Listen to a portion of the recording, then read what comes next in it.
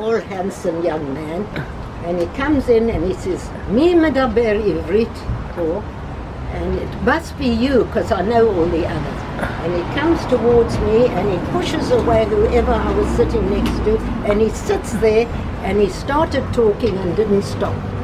And in Hebrew, he says, אני לא דיברתי עברית כל כך הרבה זמן, חוץ מהדוד שלי, אני אדבר איתך בעברית. Meantime, other people are sitting around, he didn't care about that. So we had a chat and he... How was it for you to speak Hebrew to somebody who's native? At that stage I was very happy to talk Hebrew because I'd learned to speak a bit in Israel in 1952. So it wasn't that unfamiliar to me. He was gorgeous.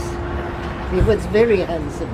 He was very attractive. So you were not you didn't care about him pushing the guy that was sitting next? No, I didn't care. I just thought he's a bad-mannered Israeli as usual. That's what I thought. But I didn't mind because I thought he was rather gorgeous.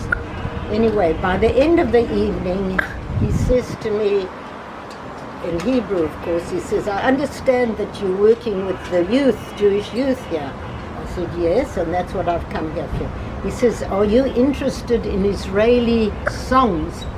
I said, "Very much so, because I teach them Israeli songs and I run the choir and I run Likudei Am and all that sort."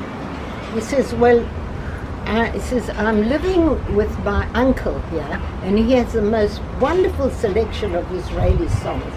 Tomorrow is Shabbat. Are you free in the afternoon? Are you free at all?" I said, "As it happens, I am. I'll start working with the kids on Sunday." He says, "Well, can I come and pick you up and take you to my uncle's house to listen to this music?" I said, "You can, certainly." And I was inside me quite excited about it. And that's exactly what happened. The following day, at about 2 o'clock, there's a fancy Buick outside, and this gorgeous young man comes to the door and he says hello to my host and hostess. And I'm taking Ronnie to my uncle's house to listen to music. And I went, and as I get to the house, there was a hedge and a gate. And we walk up the garden path, and there's a man standing at the front door of the house. And as I come up, he says to me, "Are you the Furmanovsky girl?" I said, "I am, but how do you know my name?" So he says, "Well, in 1937, 38, I was sitting on a bench at Livingston Station, and you know, the rest is history." I was there, and that night was a wheat sow function. There was a dance to raise money for wheat sow, right? And he asked me if I would like to come to the dance with him. So of course I said I would like to. Avner comes to pick me up on the Saturday night at about 8 o'clock after Shabbat, and we go outside, and he takes me by the hand. He says, "Come on, come in through this side," the other side, not the side of the passenger, through the driver's side. I go in and I see there's a young lady sitting there already.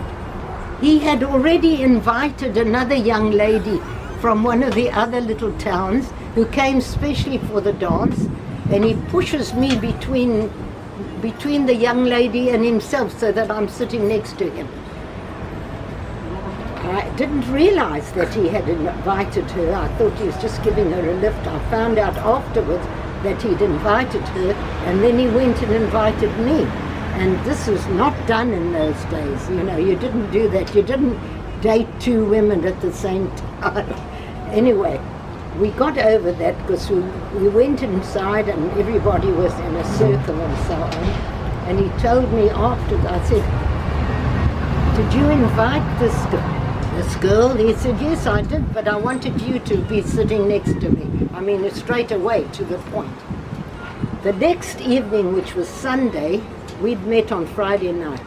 On Sunday was busy with the kids. I did a lot with the children, singing, dancing, stories and so on. And that evening he says to me, would you like to come to a movie with me? So I said, thank you, I would like to. And we went to a movie, and after the movie, he takes me what we call parking. You know what parking is? No. You go and sit in the car, and what happens, happens. Sort of thing. And everything is happening in Hebrew. In Hebrew, yes. Most of the time, yes, in Hebrew. And So you go parking. we go parking, and he says to me there, he says, you know, if today wasn't Sunday, I would have gone out to buy you a ring because I'm going to marry you. 48 hours later. So I said, it doesn't happen like that here. I changed the subject and so on. But the next day, I left to go to one of the other towns. And I spent a day at a time on all the other towns. And every night, he got one of his uncle's cars and came to visit me every night. By the time I left Northern Rhodesia, 2 weeks later, I had a photograph of him. He said, show this to your parents and tell them this is the man you're going to marry. And when I came home, it's the thing that I did. I showed the picture, and he was good looking. He was in the Navy, in the Modi'in of the Navy at the time, and he was in his hat on and all that, very smart. Meet your future son-in-law.